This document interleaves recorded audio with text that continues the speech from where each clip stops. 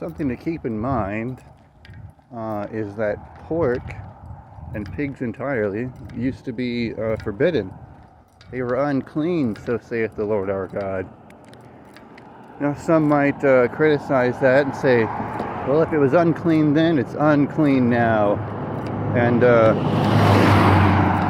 or God doesn't change his absolute morality. But God repents. He changes his mind. Right? Jonah 3:10.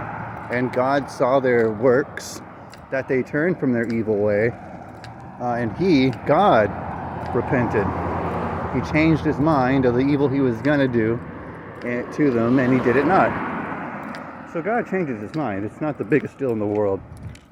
In fact, I would say people should be able to change their mind.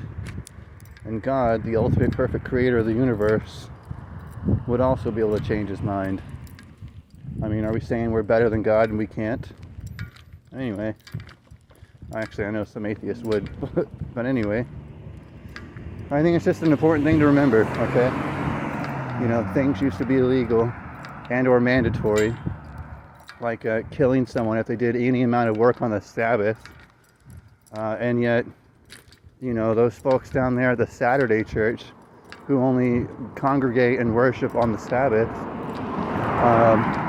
they're already breaking, two of the major laws associated with the Sabbath, and that was, you won't do any traveling.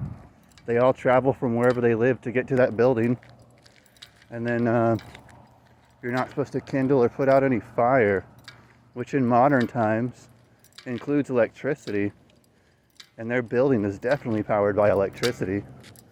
So, I mean, even the ones who are trying to be holier than thou and doing exactly what it said, they still don't do exactly what it says, and they're still picking and choosing.